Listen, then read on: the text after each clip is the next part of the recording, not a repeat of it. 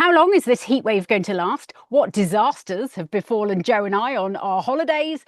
And what is the long range forecast? Sunshine or not so much?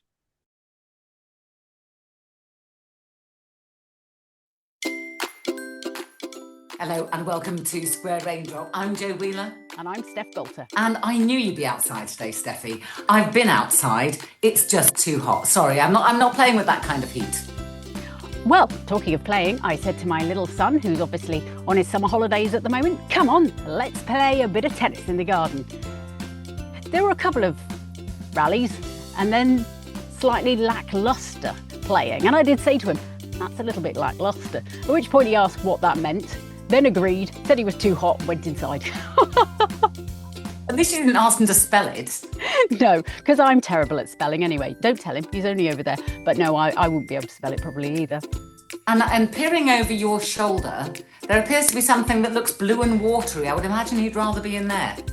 Yes, that is our, well, we call it a swimming pool, but really it's an overgrown paddling pool. But at the moment it's incredibly green, so no, I would not rather be in there. There's a hosepipe ban, you see, so there's a bit of a problem getting that water to the condition that you'd want to get in it without completely changing it. Any ideas? Send us a message. I think I'd skip that one myself as well. Now let's just talk about the current heat wave because we are recording this on Monday. Temperatures are set to rise on Tuesday. In fact, everything's supposed to peak, but it does look as we look towards the end of the week that actually things don't get much cooler, but no longer a heat wave. Yeah, it's going to be a really odd heat wave, this one, because the heat kind of changes. So different people will see the peak of the heat at different times. So I think here in Winchester, they're expecting Tuesday to be really quite hot, but then it dropping right back, and different parts will have a similar picture, which actually is quite nice because you don't really want temperatures over 30 degrees for an extended period. Then we get to Thursday, Friday, temperature kind of drops off. But at the moment, Jo, it does look like it's going to get hot again as we head through the weekend. Yes, this heat doesn't seem to be going away. I like the peak of the heat. I think if we ever record a pop song, that's what we have to call it. Could you imagine the kind of pop song we would record? No, it doesn't bear thinking about. My ears are bleeding already. Yeah, maybe we won't do that. So certainly some very warm weather this week, and for much of the country, we'll see a fair amount of sunshine as well, because you don't always get the heat and the sun together. No, it can be quite a sticky heat, can't it? So it can feel quite clammy, essentially, and then you get all the moisture and the cloud. But actually, there are expected to be quite a few thunderstorms around this week. So, you know, you might catch one. Frankly, you can just about see our grass. We need one. Yeah, I think we need some here as well. I did notice this morning that there were quite a few over parts of Wales. There's certainly some very wet weather right at the moment over the southwest. And so I think we could see some thunderstorms through this evening and overnight. Of course, what you really want in the warm weather, is to dive into the sea. But I understand you were nearly made to do that, whether you wanted to or not. Yes, I went to visit a friend in Norfolk. She left me with her children and mine. And she said, I've just got an errand to run. I'll be right back. And I said, the tide's coming in, yeah? At what point do I need to get off this island in order not to get very wet? And she said, you'll know. Then I got a message, I'm held up, but don't worry, you'll know when to get off the island. Well, let's just say that message didn't age well. So the next thing you know, I'm fully dressed, don't even have my swimming togs with me. The kids do, they're all in their wetsuit, but the water is freezing. I know people are like, oh, it's lovely, Norfolk this time of year. No, it's cold and muddy and the water is freezing. So yes, water came in, me and the kids one side, they could get across, me, not so much. And I had my phone. And I'm like, I'm not sacrificing my phone. So one of the older children was very kind to paddleboard me across, but it was a little bit windy, tide coming in, winds going out. Yeah, got a bit choppy, but we made it. We're here to tell the tale. Of course, at the point where you were in Norfolk and I was in Lincolnshire, we could have just waved to each other across the wash. And I know exactly how cold that water is. I do remember my eldest, almost adopted son, his dog went into the sea in November. So same sea that you were in.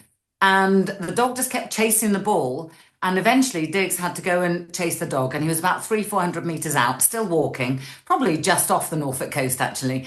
And when he got out of the water, his legs were literally orange and purple. I've never seen skin or flesh in those colours before. And I thought we might have to go to the local cottage hospital. But he survived. It was all Oh, right. good. Another happy news story from Jo. Yeah, very, very character building. Well, I have been down to the south of France to That a sounds a little wedding. bit more exotic.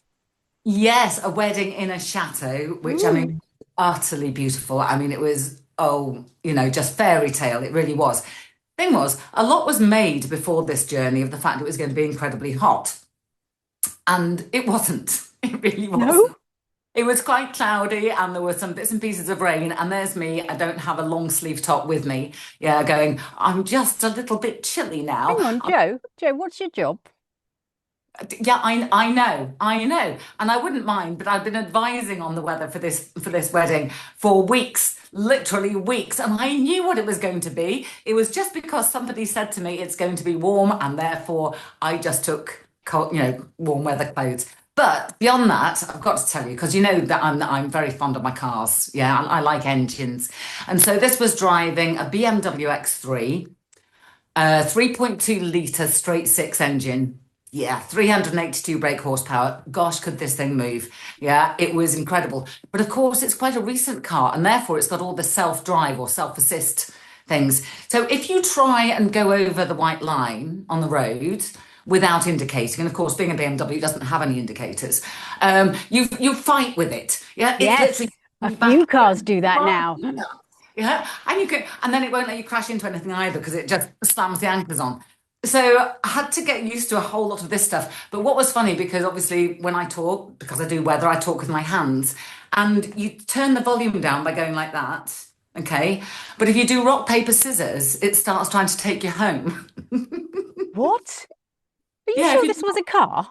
yeah, and if you do that with it, it changes the radio station or the CD or whatever, to the Without you next. touching anything, you're just making these swiping Yeah, movements. absolutely, absolutely. And I noticed recently, because I do follow these car bits and pieces, I think it's Huawei have now got a car door, where you just reach towards it and go like that.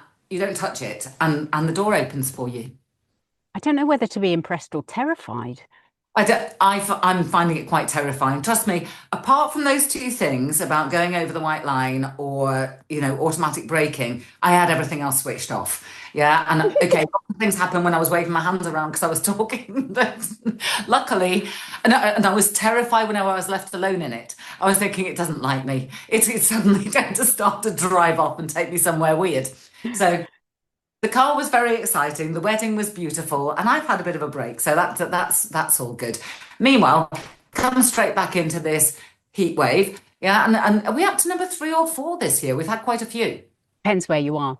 The Met Office have produced this brilliant map and it shows where the heat waves are and how many heat waves people have had.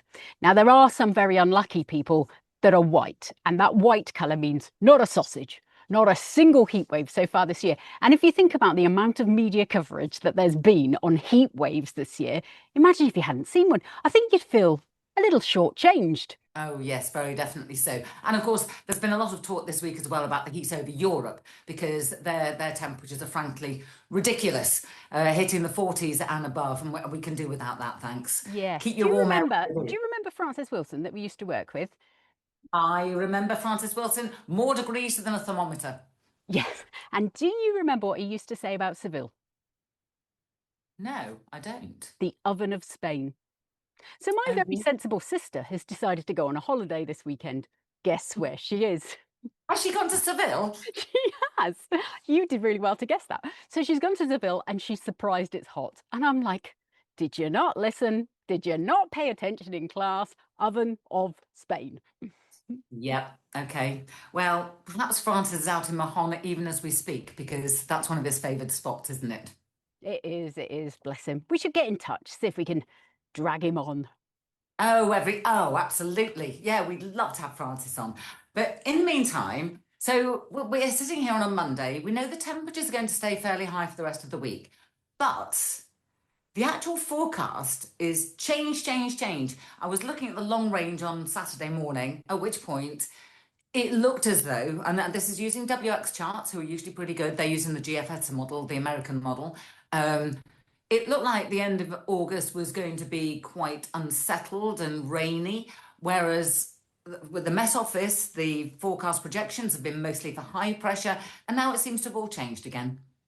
Yeah, at this time of year, it is. I know people at home are going to be rolling their eyes, but it can be quite difficult, the long range forecast, because there often isn't a great big global driver that tells us, like if there's El Nino during winter, we know what parts are likely to be snowy, what parts are likely to be less snowy, things like that. But there's not really a great global driver for us to hang our hat on. So it's all sort of extending the model right as far as it can go. And it sometimes doesn't like that very much. Okay, so let's just throw that out of the window. And this is my prediction, not Oh for the end of no, not a crystal winter. ball moment. Well, sorry, I've got a couple of things to tell you here. First of all, I've got 5 cherry trees and they all had so many cherries. I've got cherries coming off It's my ear. been a really good fruit year. We just went to our fig tree, which a week ago was saying, I don't have anything at all for you. 22 figs. What are we going to do with them? If I ate that many, I'll be on the toilet for the rest of the week. I know my fig tree has also gone crazy, and then it's now surrounded by wasps to the point that my neighbour said, "Don't go near it now." You know, the fruit is lovely, but you can't because Too they're late. Too bad. late. Yeah. So I had this lovely tree in my garden, which was supposed to be a red love apple, which is a hybrid cherry plus apple. But something happened along the way and it lost the apple bit, so now it's just cherry. But the apple tree next to it, that's red love apples, and it is covered, absolutely covered. But then down the other end of the garden, I've got a tree that I call Mum's Plum because I bought it for her, and it went in a pot on her patio. But then I brought it here. And this also, well, no, this has done something very strange. Half the tree has got plums, and the other half is a cherry plum hybrid. So they look like cherries, but they're the texture of plums. I have heard that a lot of fruit trees are actually, what do you call it, but grafted on Gender bending. in tree form. Yeah, so they're grafted on and they're just kind of put on. So apparently any apple tree you buy isn't actually the apple tree you've bought. It's just been grafted on to the bottom. Yeah, So that, maybe the grafted bit of your tree is now kind of going, oh, that's enough for me. And the rest of the tree's taking over. That's I interesting. I think that's exactly it. But I will tell you this, because we've had such a major fruit crop this year, I think it's going to be a very hard winter. Oh, right. Okay. Well, you heard it here first. Let's see if it's true. Are we bet now, Steffi? Okay, let's bet. You bet on a very harsh winter. I'll bet on a rather insipid and mild one.